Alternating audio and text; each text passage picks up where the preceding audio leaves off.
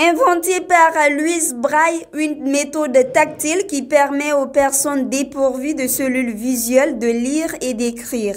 Un système répondant ainsi aux besoins des personnes non-voyantes et malvoyantes dans le domaine de l'éducation. La Journée internationale du Braille est l'occasion de mettre en lumière les défis auxquels les non-voyants et les malvoyants sont confrontés, mais aussi de célébrer les progrès réalisés dans l'utilisation et la promotion du Braille.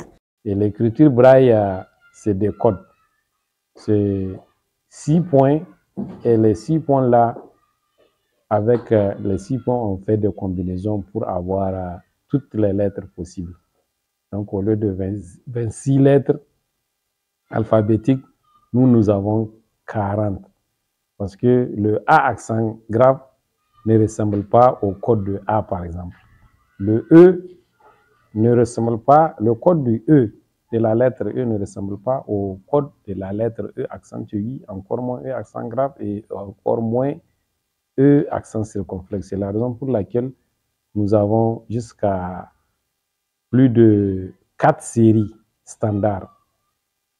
Donc après les séries, là, nous avons les séries numériques, donc où des lettres peuvent devenir, une série de lettres peut devenir des numéros, des chiffres. Donc là, nous avons 2 types de chiffres. Il y a l'autre qu'on appelle standard, qu'on appelle chiffre. Avant les chiffres Antoine, on a les signes numériques.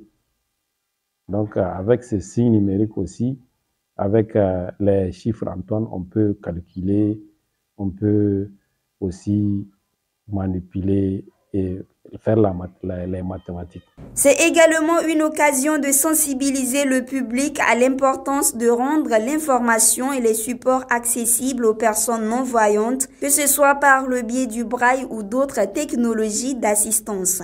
Les enfants là ont le droit et leur droit à l'éducation commence à se réaliser.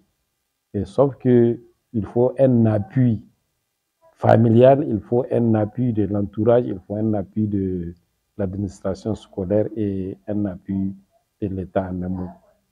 Jusqu'ici, il y a des parents, des fois par méconnaissance, des fois par faute de moyens, hésitent à amener leurs enfants à l'école, alors que l'éducation, tout développement ne peut pas se faire sans éducation. Grâce au progrès technologique, ces personnes ont désormais plus de possibilités d'accéder à l'information à l'aide du braille. Ces dispositifs et logiciels innovants ont contribué à réduire les barrières à l'information et à favoriser l'inclusion des personnes non-voyantes et malvoyantes dans tous les aspects de la vie quotidienne, que ce soit dans l'éducation, l'emploi, les communications ou les loisirs.